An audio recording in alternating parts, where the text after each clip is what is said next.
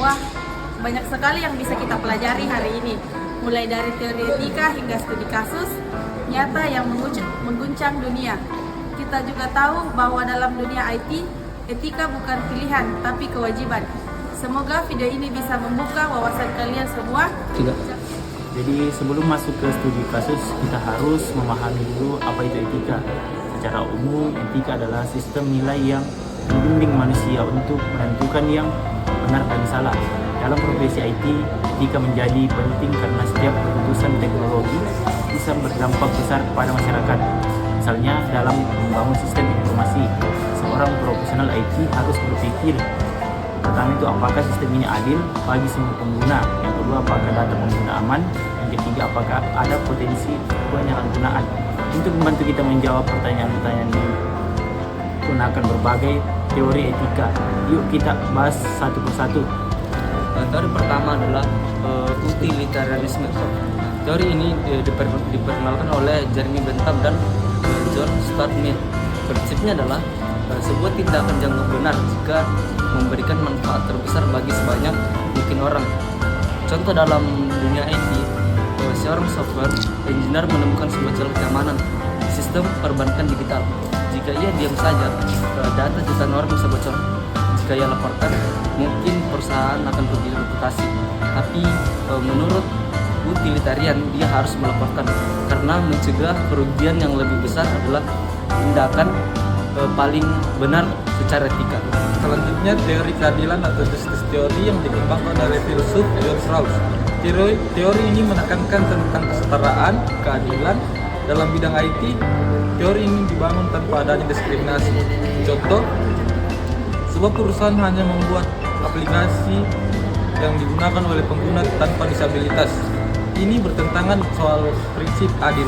Dalam membangun sistem yang adil, kita harus mempertimbangkan tentang pengguna dalam semua kalangan pengguna.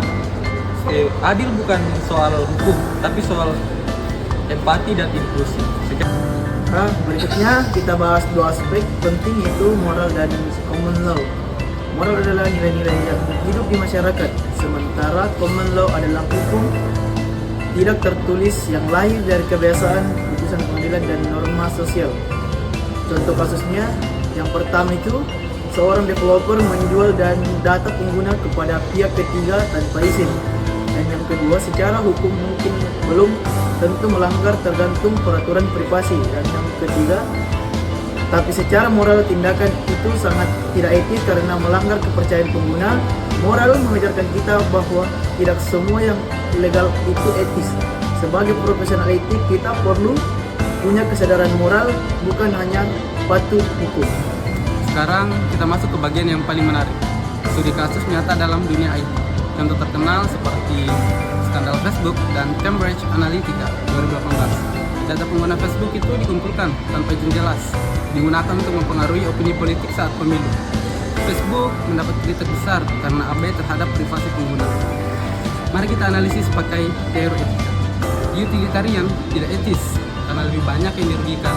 Justice jika tidak adil karena pengguna tidak tahu data mereka dipakai. Moral melanggar kepercayaan dan integritas. Common law menyebabkan gugatan hukum di beberapa negara. Dari kasus ini kita belajar bahwa mengabaikan etika dalam IT bisa menyebabkan kerugian besar baik bagi perusahaan maupun masyarakat. Lalu bagaimana dengan kita sebagai mahasiswa atau calon profesional IT? Setiap hari kita berinteraksi dengan teknologi, entah membuat aplikasi, mengelola data, atau menulis kode. Kita punya tanggung jawab etis atas apa yang kita bangun. Bayangkan kamu buat aplikasi pengumpulan data siswa. Tanpa sadar kamu unggah datanya ke server publik. Ini bisa berdampak besar jika data disalahgunakan. Maka penting untuk selalu menanyakan diri sendiri. Apakah ini adil? Apakah ini aman? Apakah ini bermanfaat? Apakah ini melanggar moral?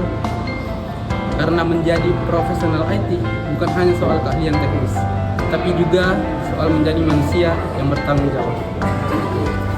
Wah, banyak sekali yang bisa kita pelajari hari ini. Mulai dari teori, etika, hingga studi kasus nyata yang mengguncang dunia. Kita jadi tahu bahwa dalam dunia IT, etika bukan pilihan tapi kewajiban. Semoga video ini bisa membuka wawasan kalian semua. Jangan lupa like, share, dan tulis pendapat kalian di komentar.